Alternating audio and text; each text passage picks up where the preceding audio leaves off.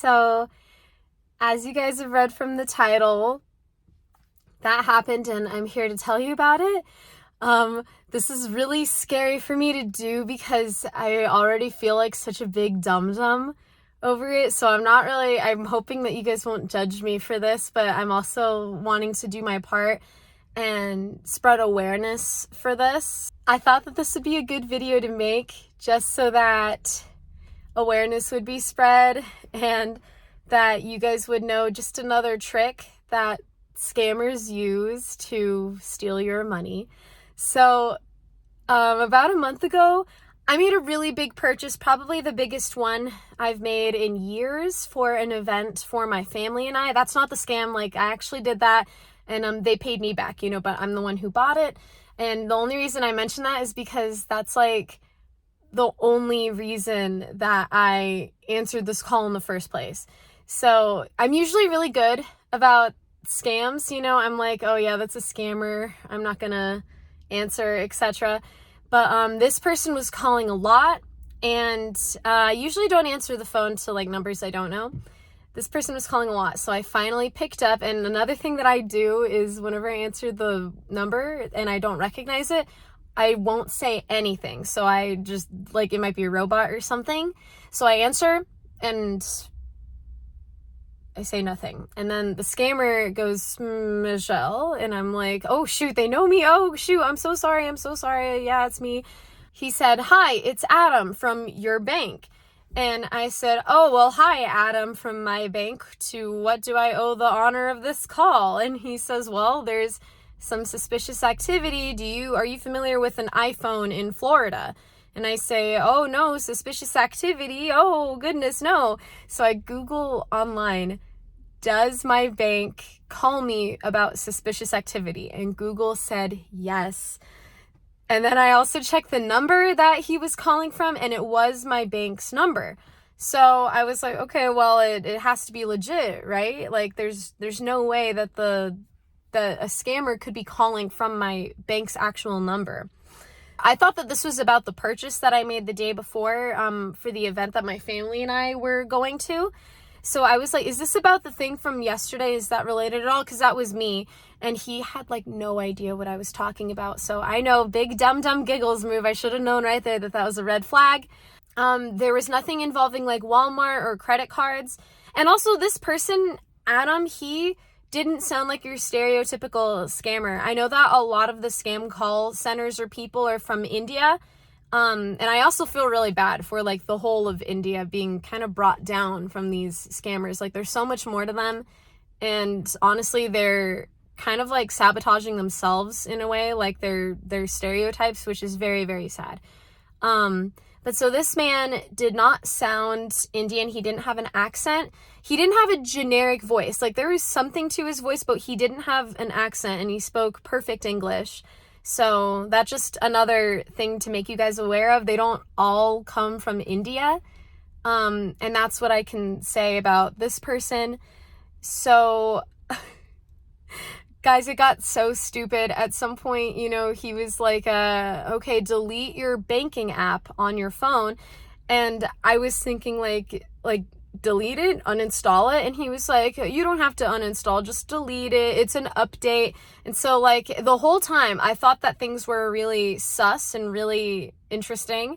And I even asked like, oh, I didn't know that you guys did that. I didn't know that my bank did that. And he'd be, oh yeah, we do that. We check our people, talk to other people, and et cetera, et cetera. I was feeling like something was really off, but I couldn't get past the phone number. And they also, like, I was getting emails and texts to verify certain things, which was not great. I did give them sensitive information. I didn't give them everything, but I did give like a handful of sensitive information. And yes, I feel like such a big old dum-dum about it because I'm usually so good with avoiding these. So, but it all came back to the phone number. I was like, scammers can't call from my bank's actual number. That's like my whole thing that I was going off was, there's no way that they snuck into the bank and are calling from their phone, was my big thought. Or there's no way they could have hacked into it and called from that number.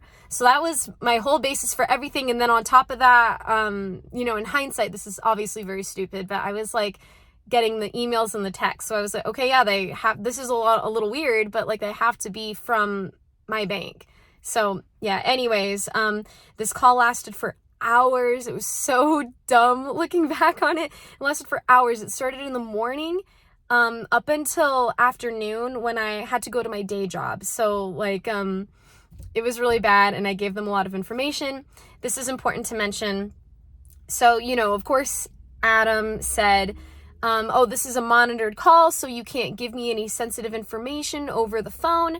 So I'm going to redirect you to this automated system that will ask you for it, and you can input the info there. It's safe, it's third party, etc. It sounded very real, and it sounded really authentic. And whenever he transferred me to this number, it would be like, oh, you need a new card, so enter this card and we'll cancel it. You can tear that one apart and then we'll send you a new one, etc. So like, I fell for it, and I'm obviously not proud of that. I hope you guys don't think I'm stupid. I'm really just trying to share this so that, you know, people are aware to one more trick of scammers in the world. So please don't judge me.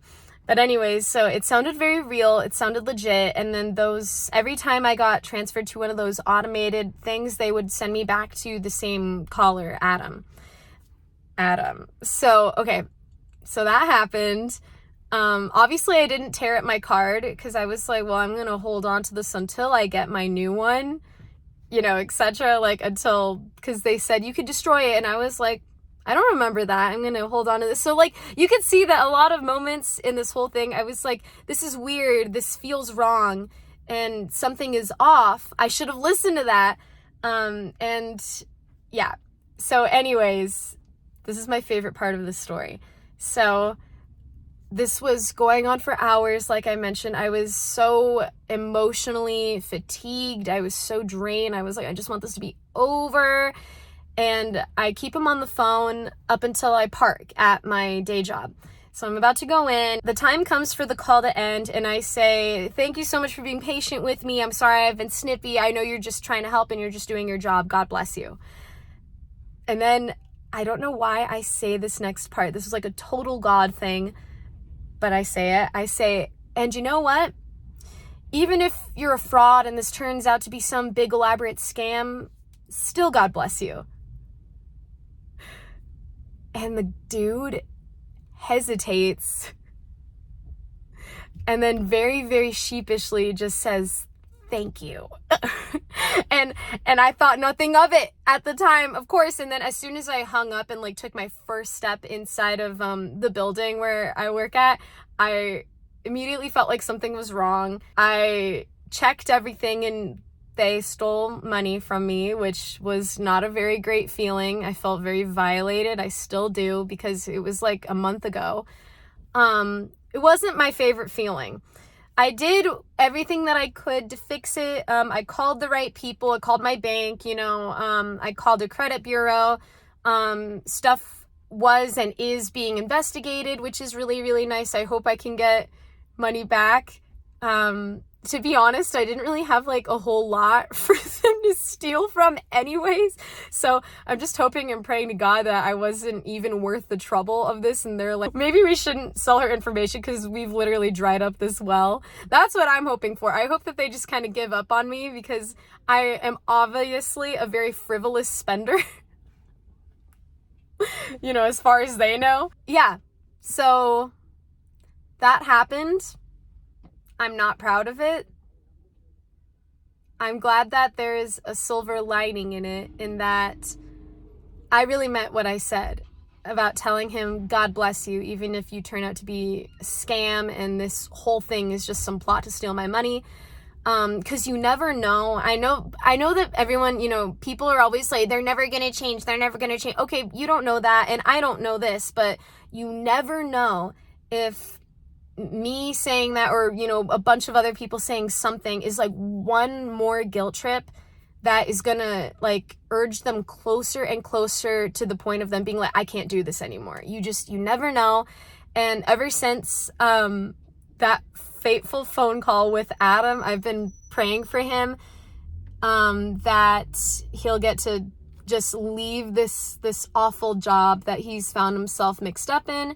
I've been actually praying for his salvation, and I sincerely hope that like we both end up in heaven and we have a conversation about this one day. I think that would be amazing.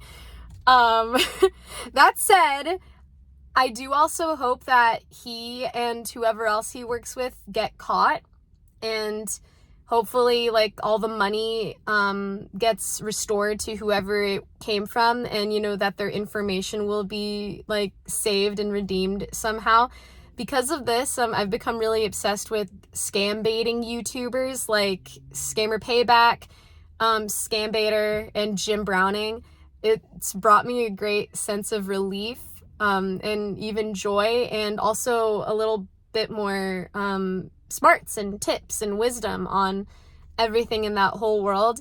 Let me tell you, I'm still a little bit paranoid, but like right after it happened, I was way paranoid of everything. I felt so violated. I felt like any one singular piece of information I gave them could have opened the doors for like a million other things about me that these people have no business knowing.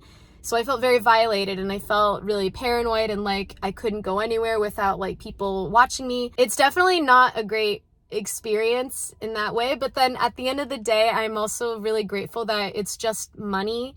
And it's, you know, it's not like my health or like a relative's health or well-being.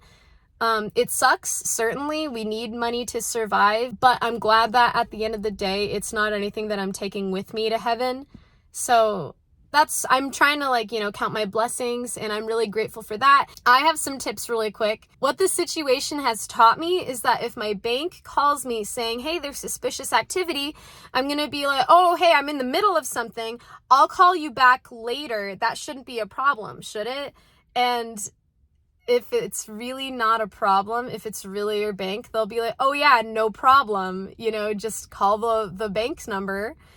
And if it's a scammer, they'll probably be like, oh, no, stay on the line. Don't call the number back. If your bank calls you and you're not sure about it, just hang up and then call, you know, dial the bank number and then ask about it. Another thing that I learned that I did not know about, I'm usually really, really great with recognizing scammers or scam calls, but this one was a trick I hadn't heard of, so I figured I should share it just in case people are lacking the same information that I did. So they were not calling from my bank's number. Obviously, they were a scammer and money was stolen from me. So how did they do this? They spoofed the number. So I don't know exactly like the technology that goes into it. My friend also referred to it as a replicator. So they're really calling from a different number, but it appears to the recipient as a different phone number, whatever they pick. So they picked my bank's phone number, but it was really a different number. And I did not realize that until it was too late.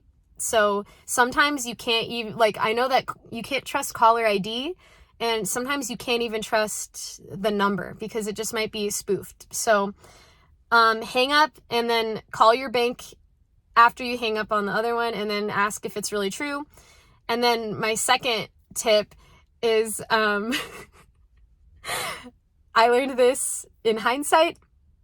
So what I should have done when he was calling about my banking stuff, I should have been like, oh, okay, like what are my last 3 transactions? If they're really your banker, then they'll know because they can just see your account. So yeah.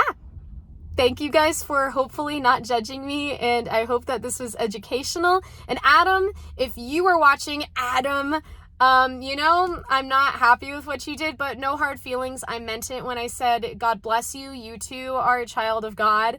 And I sincerely hope that you get to leave this life of dishonesty and theft. And whether you're coming from a desperate place or a greedy place, who knows? It's your business, and no one has the right to your business.